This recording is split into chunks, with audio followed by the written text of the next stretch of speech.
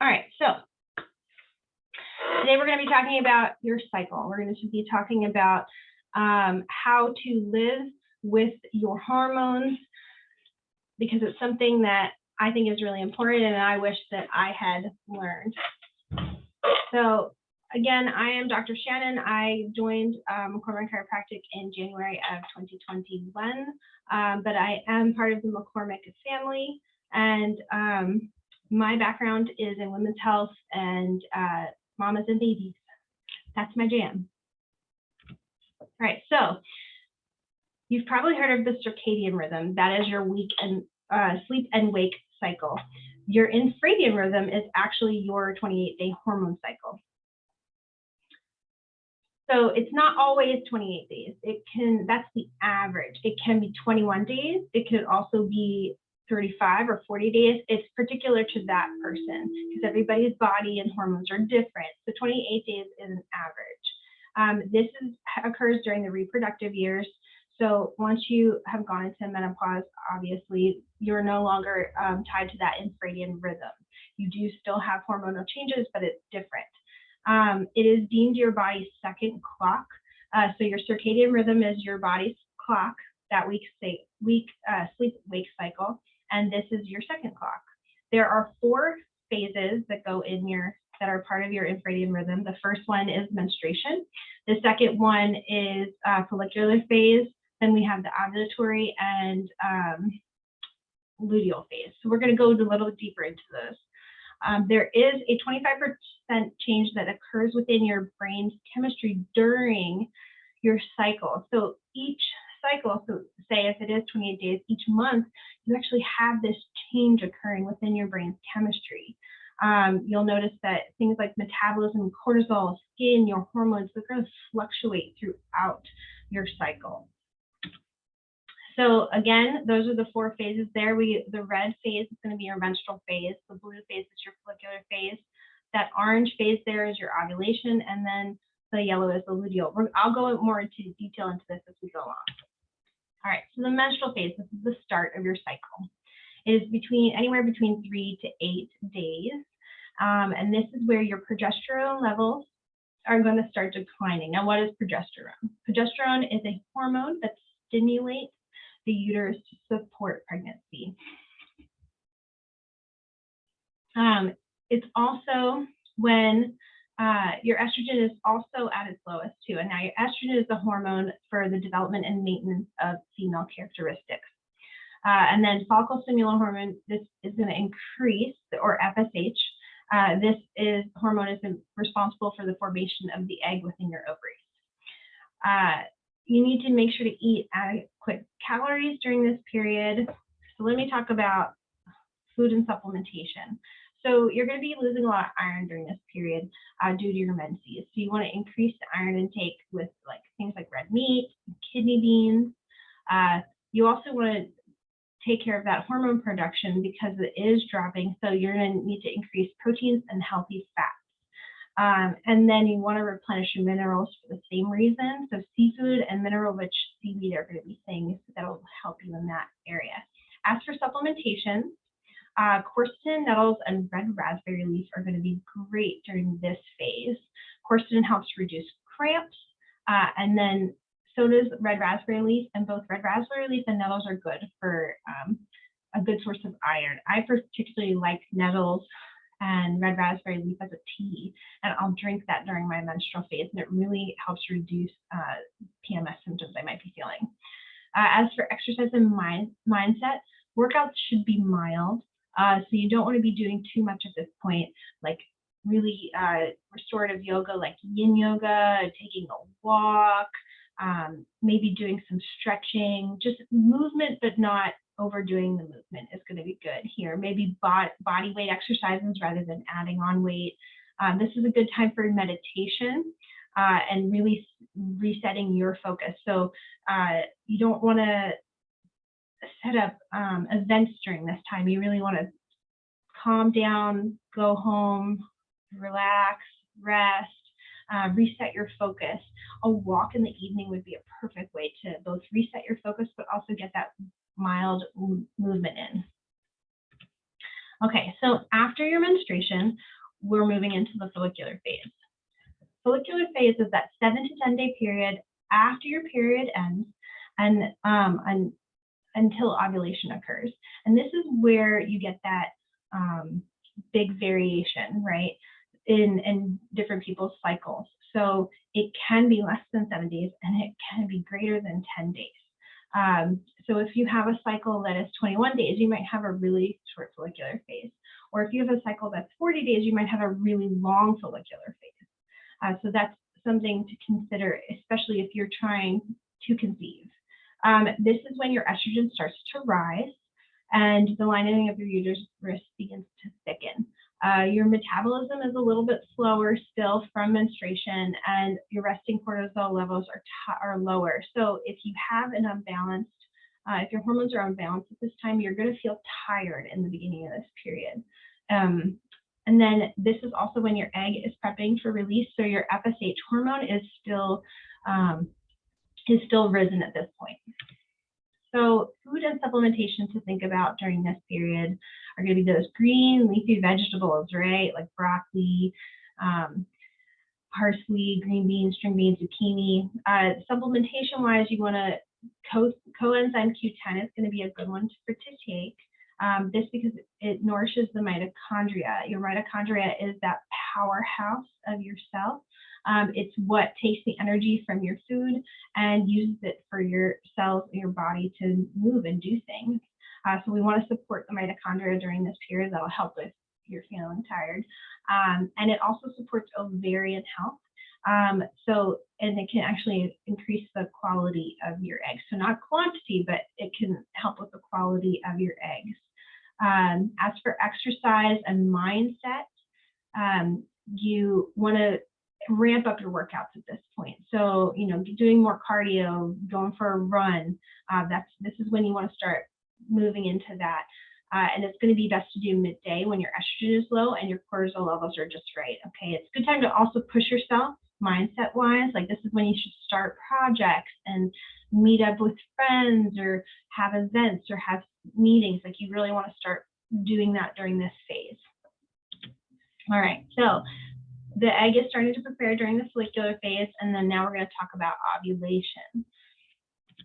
Okay, so your ovulatory phase is 3 to 4 days in the middle of your cycle. This is when estrogen and your luteinizing hormone, or LH, surge. So LH is the hormone that triggers ovulation. It triggers the egg to be released from the ovary to then move into the fallopian tubes and into your uterus.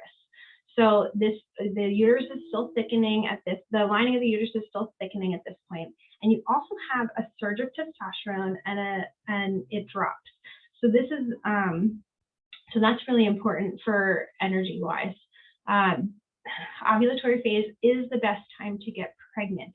There's actually a 12 to 24 hour window once your egg is released for it to be fertilized by sperm. And fun fact, sperm can last up in your uterus for up to 6 days, depending on both the sperm and the uterus itself.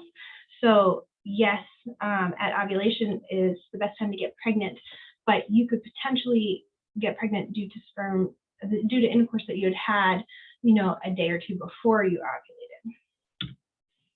So food and supplementation during this time, you want to flush any excess estrogen, and in order to do that, we want to protect your liver, because your liver is responsible for estrogen metabolism and getting rid of that excess estrogen from your body. So cruciferous veggies and fiber are going to be really good for that. You also, DIM is a really good supplementation to take because it is going to help with that estrogen metabolism. And research actually shows that it helps protect against certain estrogen-fueled cancers.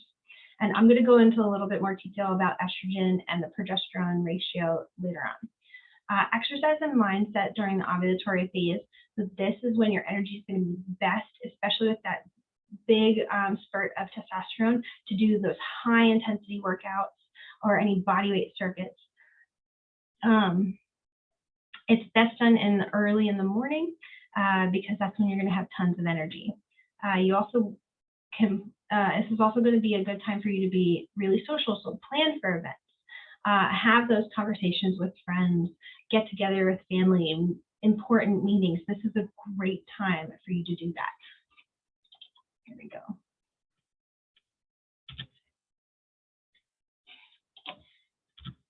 Okay, so we just talked about the ovulatory phase, and now we're moving into the luteal phase. So your luteal phase is going to be that 10 to 14 days after you ovulate, and this does not vary. If it is less than 10 days or it is more than 14 days, that's saying that you have an imbalance within your hormones, and that's something that you would need to get checked. So if you are tracking your cycle, it's going to be important for you to notice what your luteal phase is doing.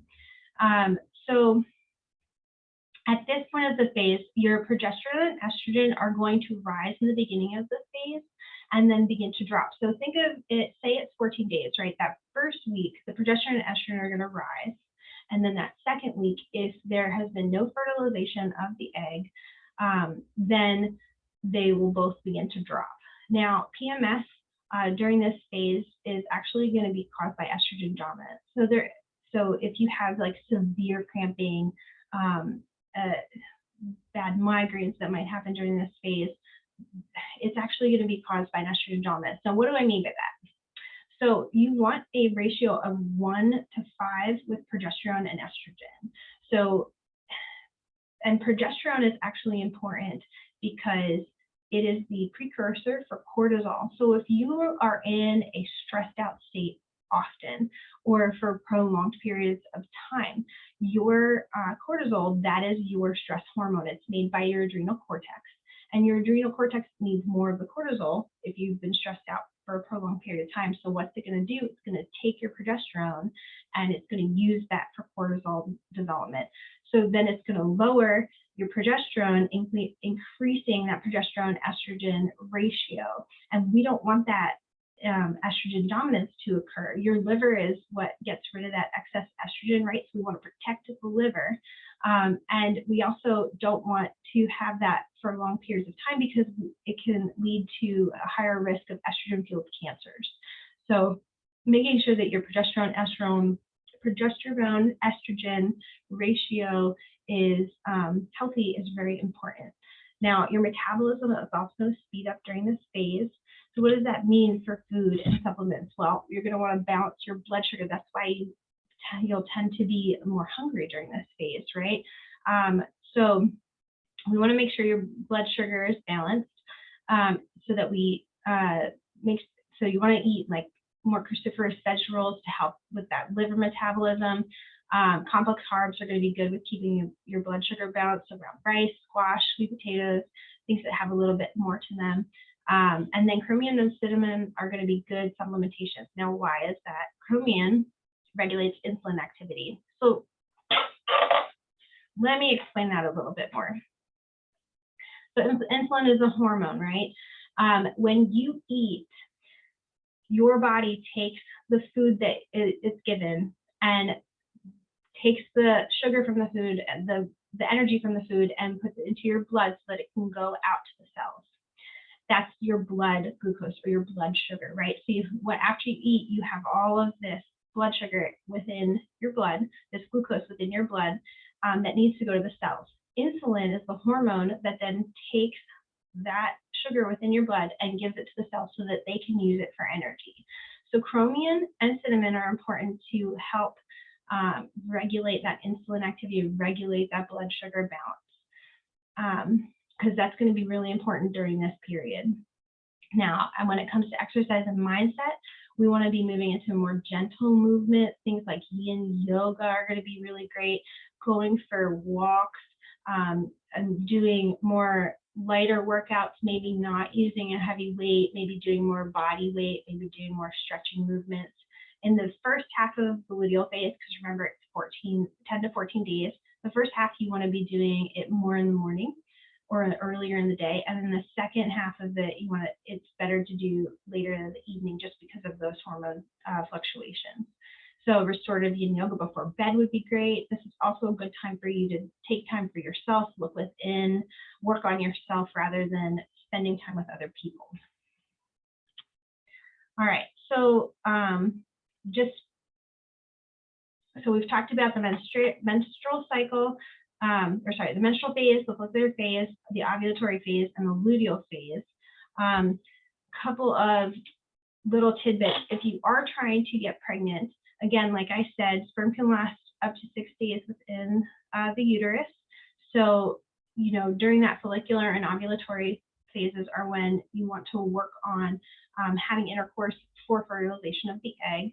And the earliest that you can actually test for pregnancy, like with the over-the-counter P-test, are 8 to 10 days from ovulation. So I would recommend, if you are trying to get pregnant, to start tracking your cycle so that you know when ovulation occurs. And one of the really good ways to do that is to get an over-the-counter P test kit, where it actually will test for that LH surge and that estrogen surge, so that you know when ovulation is occurring.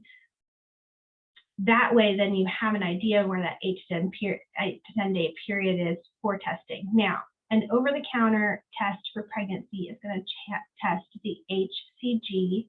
It's a type of hormone that your body makes when you are pregnant. It only makes it when you're pregnant. And in the very beginning of pregnancy, after conception, the HCG might be too low for those tests to really pick up. That's why they say 8 to 10 days from that ovulation. But I would also recommend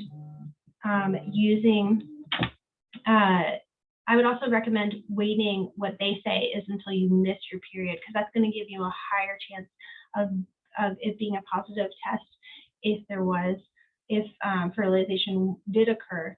And the reason for that being is because still, again, in that 8 to 10 period, the HCG might not be high enough for the test to pick up. And then just some fun facts to go along with that too. In your 20s, you actually have a 20 to 25% chance of conception during the ovulatory period. In your 30s, you have a 10 to 15% chance of conception, and in your 40s, it is a 5% chance of conception. So, I mean, those are really small chances for every decade, and I think it's pretty amazing when you think about it in that sense, that we all are, you know, little miracles. All right, so in conclusion, I just have to move this. All right, so in conclusion, there are 4 phases. You've got the menstrual phase, the follicular phase, the ovulatory phase, and the luteal phase. The best time to get pregnant is going to be at that end of the follicular phase and the ovulatory phase. Your best time for reflection is going to be during that luteal phase and menstrual phase. That's where you want to have that more inward mindset. And then the best time to be more social is going to be your follicular and ovulatory phase. All right, I'm going to stop sharing the screen at this point.